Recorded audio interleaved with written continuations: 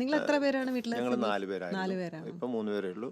മൂത്ത ആള് ചേട്ടനായിരുന്നു. ചേട്ടൻ മരിച്ചുപോയി. അത് ചെറുതിൽ തന്നെ മരിച്ചുപോയതാണ്. അപ്പം ഞാൻ പാടി തുടങ്ങുന്നതിന് മുമ്പേ ചേട്ടൻ മരിച്ചുപോയി കേട്ടോ.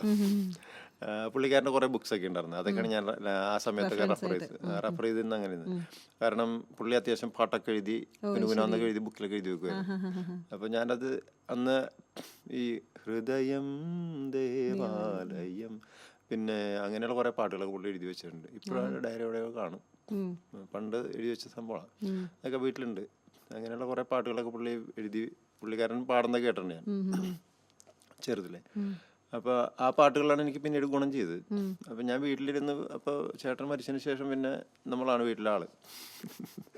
അങ്ങനെ ചെറിയ കാലങ്ങളിൽ എൻ്റെ വീട്ടിലിരുന്ന് തന്നെ ഞാൻ പാട്ടൊക്കെ പാടും. ഞങ്ങളുടെ അവിടെ വലിയ പറമ്പുകളും കാര്യം നാട്ടുമ്പുറമാണ്. പക്കാ നാട്ടുമ്പുറമാണ്. മരട് എന്ന് പറയുന്നത് മരടാണ്.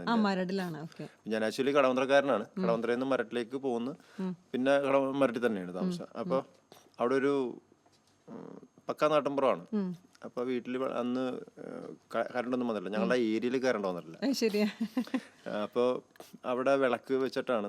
അപ്പം ഞാൻ കളിയൊക്കെ കഴിഞ്ഞ് വൈകുന്നേരം വന്നു കഴിയുമ്പോൾ വിളക്ക് കത്തിച്ച് വെച്ച് ഈ ബുക്കൊക്കെ നിരത്തി വെച്ചിട്ട് ഒരു പാട്ട് പാടുന്ന പരിപാടിയൊക്കെ ഉണ്ടാവും.